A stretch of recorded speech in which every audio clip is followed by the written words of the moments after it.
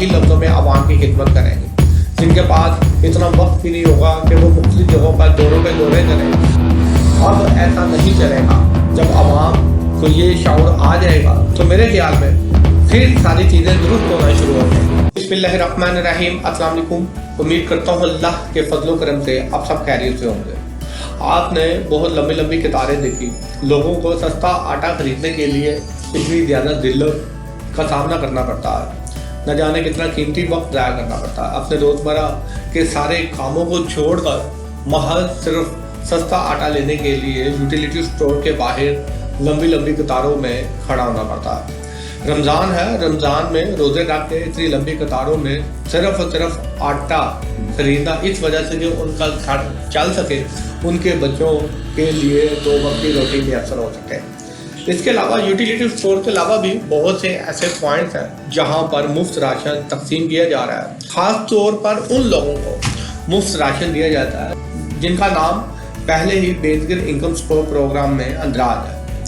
बात ये है, एक तरफ हुकूमत बेसिक इनकम सपोर्ट के ज़रिए लोगों को फंड मुहैया करती है, दूसरी तरफ ऐसे मौक़ों पर सस्ता आटा दिया जाता है, सब्सिडी देकर उन चीज़ों को सस्ता करने की कोशिश की जाती है ताकि आवाम को रिलीफ मिले।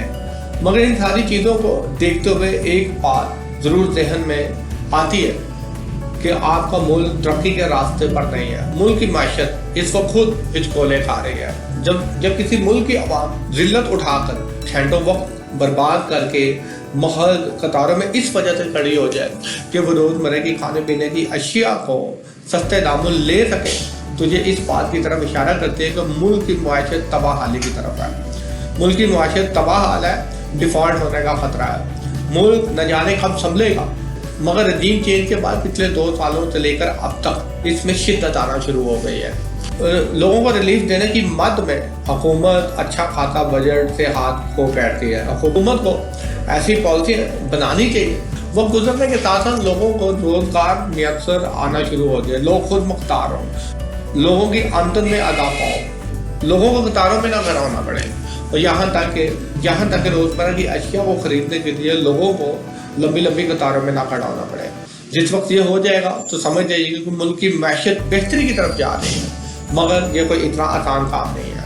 हमने हमेशा ऐसी पॉलिसी बनाई है जिससे हमारा वोट बैंक कैश हो सके, वोट में इजाफा हो सके, लोगों को ऐसे हालात में लाकर उनसे सियासी हमदर्दियाँ हासिल की जा सकें। ऐसे लोगों के घरों में जा जाके महज अपने रमज़ान पैकेज की कामयाबी दिखाने के लिए या ये बताने के लिए कि उन्होंने कोई बहुत बड़ा तीर मारा है, फिर लोगों के घरों में जा जाके रमज़ान पैकेज का जिक्र करता से कुछ हासिल नहीं है।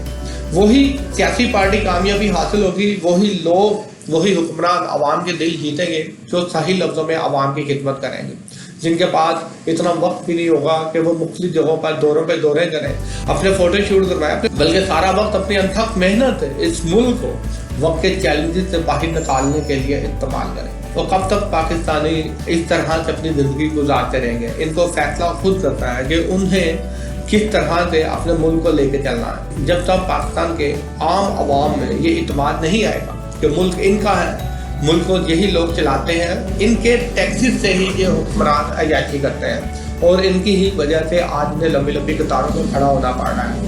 अब ऐसा नहीं चलेगा।